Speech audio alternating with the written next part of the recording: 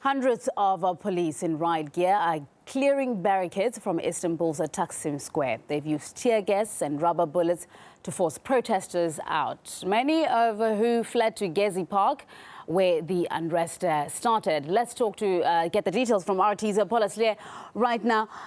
Paula, what more can you tell us about what's happening in Taksim Square? Well, hundreds of riot police have stormed Istanbul's Taksim Square, which has been the site of ongoing demonstrations against the government for more than a week now. The riot police easily broke through barricades that had earlier been put up by protesters who anticipated this police action.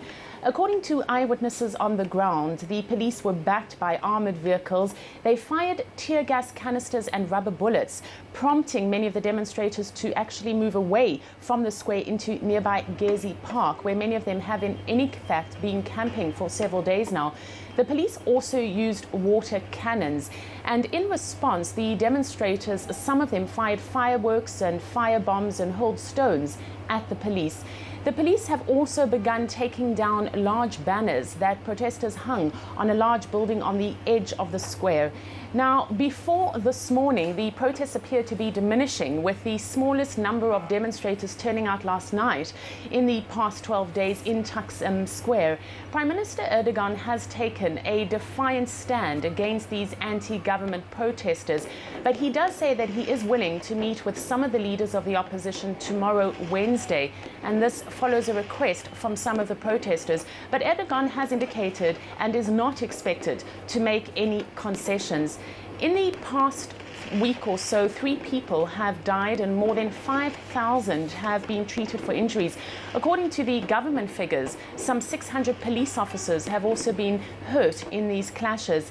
The Turkish police have been accused of using excessive force, and earlier the deputy of Prime Minister Erdogan apologized for this, but the Prime Minister himself has been defiant, saying that many of those protesting are just really looters and thugs. We do know that Erdogan is planning to hold a pro-government rally, so for the moment at least, it does seem as if the tensions are not quite over. All right, Paula Sle there with an update on what's happening in Taksim Square. We'll, of course, keep our viewers updated as we get information. Right, a crew from RT's Arab sister channel has been caught up in the crackdown when police tear gas demonstrators. Take a look. They started the crackdown on protesters on Taksim Square early in the morning. They used tear gas and broke the tents. A tear gas canister hit the camera and broke it. Our cameraman fell to the ground. I also suffered badly from the tear gas.